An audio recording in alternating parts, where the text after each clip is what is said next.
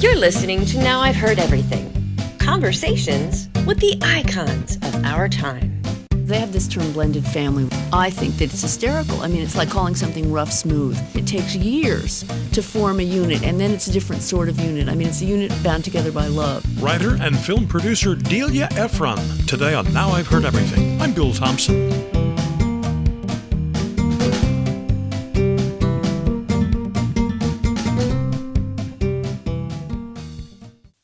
A couple of generations ago, the typical American family may have consisted of a mom, a dad, and 2.4 children. But as the divorce rate rose over the years, a new American family archetype emerged, the so-called blended family. There was now a whole new family dynamic that included step-parents, stepchildren, step-siblings, exes, and new mates, and absolutely no owner's manual to tell you how everything was supposed to fit together. That was the brave new world that writer Delia Ephron stepped into, a pun intended, in 1982 when she became a stepmother. And it wasn't long before Ephron, a talented writer with several published books already, realized there was probably a book in this. So in 1986, Delia Ephron wrote a book about blended families, her experience as a stepmom. Her book was called Funny Sauce. I met her when she was on a book tour. In just a moment, our conversation. They say what's old is new again. You're about to see if that's true as you listen to an interview from noted radio personality Bill Thompson's 30-year archive. Enjoy. So here now, from 1986, Delia Ephron. Funny Sauce. Where does the title come from? Well, right after I hooked up with this family that I'm in, and I'm a stepmother, and my 2 stepkids live with me part of the week. And when I first came into this group, before I was married to my husband, I really wanted to belong so badly that the only thing I could think to do was to cook up a storm and hope that my stepdaughter would understand that this was my way of being motherly and that she would eat all my food and love me. And, of course, every time I put something on the table, she found another reason not to eat it. And one day she said to me, "I don't like chicken and funny sauce." And I thought, well, now I begin to think that she has her pulse on this crazy family that we're all in with you, the ex's new mate, the new mate's ex, and the kids. This humongous, out-of-control unit is somehow some weird concoction, some funny sauce that has been cooked up by someone with a very wicked sense of humor. That's fairly common, though, isn't it? To try to make such an impression, you go overboard, and you probably try too hard in the end. You do try. You try too hard because you're compensating, because you feel so much like an outsider, and you want to be in it so much that you jump in with 2 left feet. And it's not just trying too hard. I mean, I did this thing where my husband had this problem, which is a common problem with divorced fathers, which is that he tried to discipline. He had trouble disciplining his children. He was like, on limits, he was not the greatest. And I really thought that it was my mission to save him. And not only that, I was driven crazy by the fact that he couldn't sort of stick to a no. And so I would have to almost like lock myself in the bedroom so I wouldn't go, out of control and race in. But I kept butting in, really. I couldn't control myself. I'm very bossy anyway. And so, and it would drive my stepdaughter crazy. I mean, she'd say, "No, it's not your business. I'm talking to my dad." And, she was right. I mean, you have to set very clear limits about how people treat you. But when they're family issues and you just leap in thinking you are now here to settle them, this makes everyone a little bit crazy. I think a lot of people have been too influenced by the Brady Bunch. You figure you'll get married and all the kids will live happily ever after in separate bedrooms sharing a bathroom, and the parents will get along beautifully. You'll have a housekeeper and live happily ever after. It is possible to watch the Brady Bunch and have no idea that these are not the natural father and mother of all 6 of those children. I actually didn't even know the Brady Bunch was about, a blended family until I began to interview all of these kids, because I wanted to write about this weird family from every point of view. And all of them mentioned the Brady Bunch and mentioned that life was not like the Brady Bunch.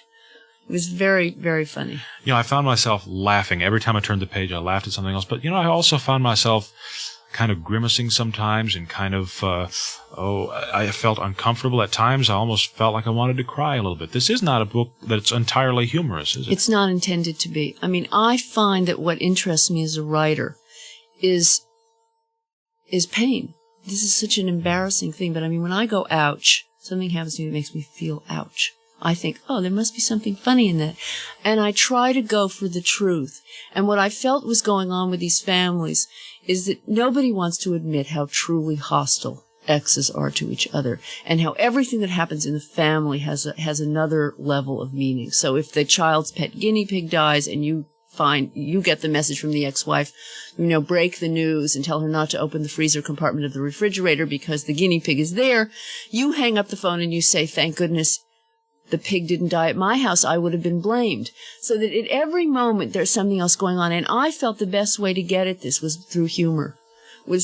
People will see themselves and say, oh, that's me, much more easily if you make them laugh than if you sort of get preachy about it. And also, I mean, I just like to write funny, so that's Parents who have never been divorced and remarried will say, you must be exaggerating. This stuff doesn't go on.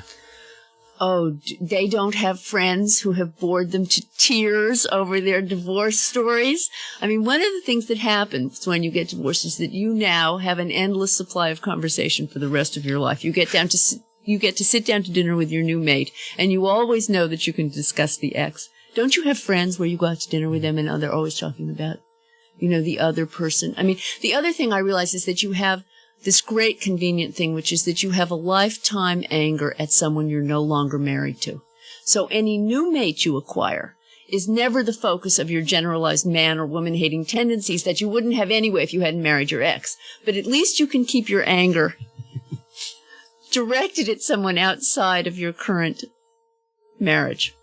Is there any particular child custody arrangement that seems to work best in a remarriage? Shared custody, or does it work best if the parent who's getting remarried is not the one who has custody? Obviously, I'm a stranger treading in. Right. I was trying to figure out what the best situation was because my stepchildren moved between homes, 3.5 days at our house, and their mother lives 20 minutes away, and they're 3.5 days there. And you see, the school is closer to us, so they come over every day after school. So there's enormous movement, and I think this is terrific. Except that my stepdaughter carries, when she moves from one house to the other, she carries the most humongous duffel bag that you have ever seen. And she doesn't need to. I mean, she puts everything in one home and kind of carts it to the other. And this just broke my heart. I mean, it seemed to me she was trying to merge the two homes, that it was And my stepson tends to move very easily. He doesn't take one thing. I mean, occasionally he leaves something somewhat conveniently, like his homework, at the other house. But basically he does it more. It's easier for him. So that I think it's very discombobulating to move between homes. On the other hand, they have such a more intimate relationship with each parent than they would if they were only going there every other weekend, or if they lived in different cities, the exes, once a month. That, I think that these children live a more complicated life. And you have to face that that's so for them. No matter how much you want to say it's because the divorce is right for you, it's, you want to believe it's right for your children. I think you have to say that they pay a price, and that you better admit it. I'm utterly confused by so many. On your one hand, you have psychologists who say it's children who suffer the most in a divorce, yet the new trend in the psychology magazine seems to be that children are so resilient, they really are not as affected by divorce as some of us think they are. God, psychologists say so many things. I mean, they really get me, because they have this term blended family, which is what, basically I'm supposed to be in as a stepmother, which is, I think that it's hysterical. I mean, it's like calling something rough smooth. I mean, they pick whatever is not true and then they call it that, because what really is amazing is how it's like oil and water. I mean, how really resistant people are, and it takes years to form a unit, and then it's a different sort of unit. I mean, it's a unit bound together by love, but you have to say that it's not about mommy and daddy and the kids. I mean, I am a stepmother. It's a different relationship. I will never be their mother, and I had to learn to accept that. In the beginning, I wanted to mother them, and I do mother them now and then, but I'm not their mother. And it's only because we now love each other that I can accept that fact. In the beginning, I thought that if I didn't have that role, it was proof it wasn't the same sort of thing. But I think that divorce is harder on the children, but that what happens to you as an adult is that you are sometimes made to feel like a child. If you're a stepmother, for instance, you feel rejected because you think you're the outsider, and so you find yourself thinking, I'm going to be kissed goodbye last. I mean, you find yourself with these embarrassing little feelings, and you know that it's your feelings from childhood, the time you thought mommy loved your sister more, or the time that the boy rejected you in high school. You've repressed them, and they come back and hit you, and you have to say to yourself, I'm the adult, I'm the adult, I'm the adult. These are the children, they're the child, not me. And I think we have to say it's more difficult on them. But it is harder to be in love when there are children from another marriage involved. After this short break, Delia Ephron further debunks the Brady Bunch mythology. Are you finding this interview engaging? Curious about the book we're discussing? Simply click the link in our show notes or visit our website, heardeverything.com, to get your copy. When you shop through our affiliate links, you're not only enjoying great content, but also supporting this podcast. Thank you for your support.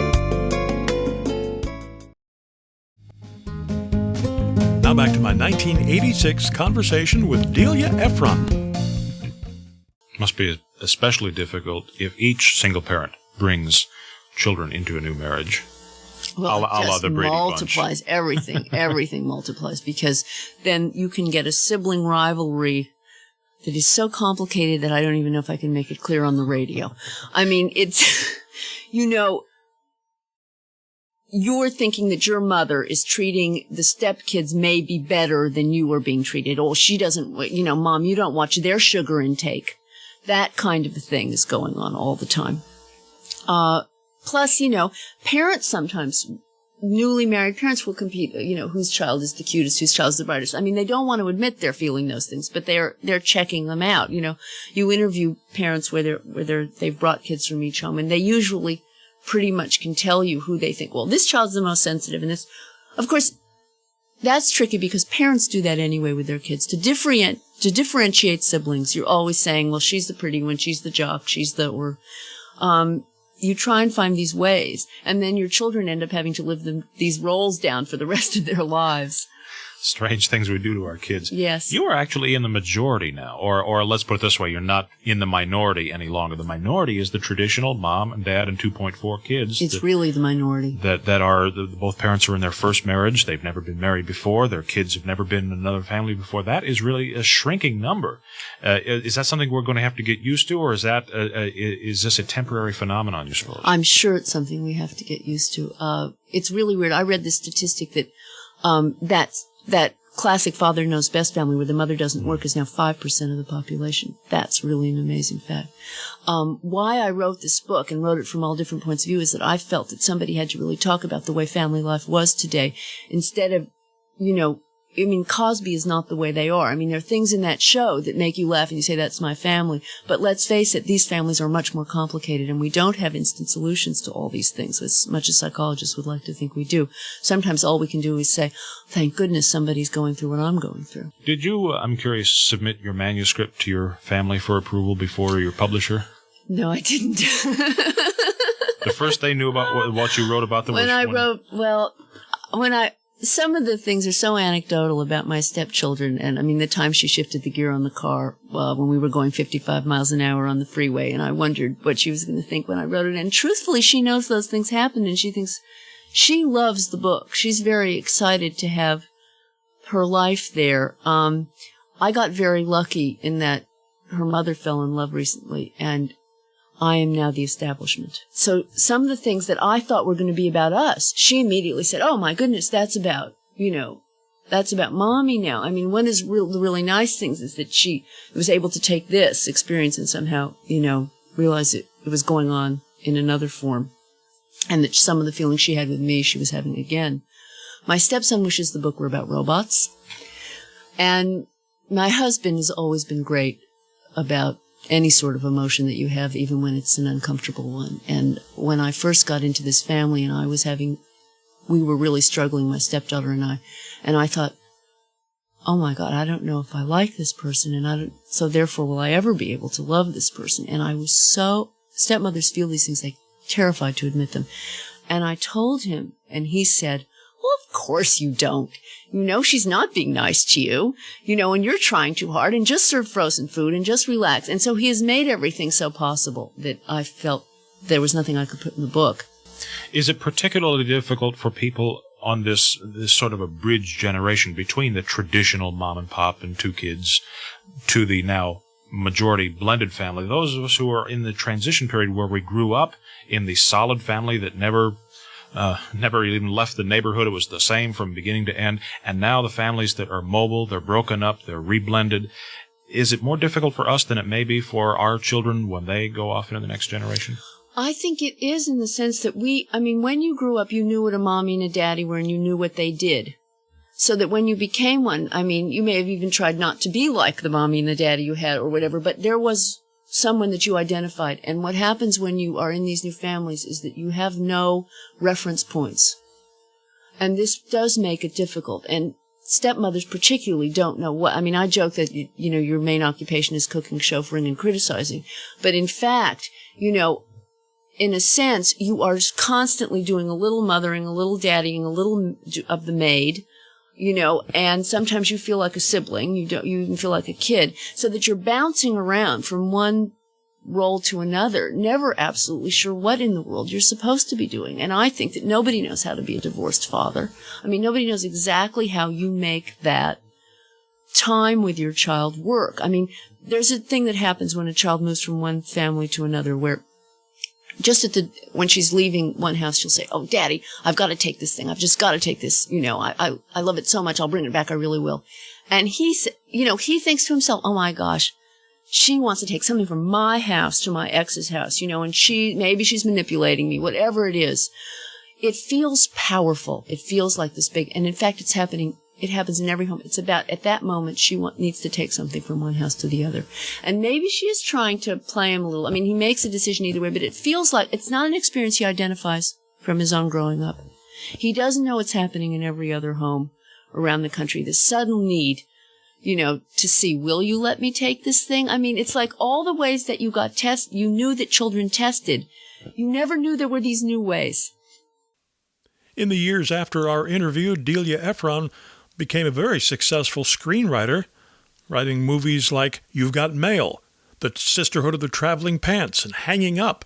And she was producer on a little movie you may have heard of called Sleepless in Seattle, written by her big sister Nora. Delia Ephron is 80 now. Her most recent book was published in 2022.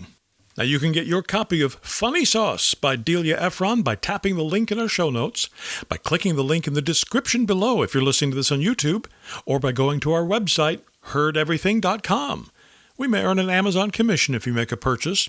Heardeverything.com is where you can also hear my 1987 conversation with another woman who had a pretty successful run writing about her family, the great Irma Bombeck. You want to know the question? The question: how do your children feel about being written about all their lives and subjected to all this? Well, here's your chance to answer it once and for all, and you'll never have to answer it again. Okay. Who cares?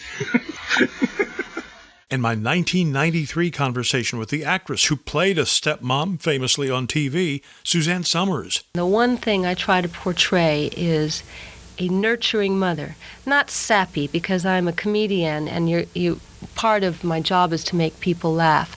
But when one of my children on television needs attention, zap, I become a safe adult to my children. And of course, we post new episodes of Now I've Heard Everything every Monday, Wednesday, and Friday, and you can find us everywhere you listen to podcasts. Thank you so much for listening.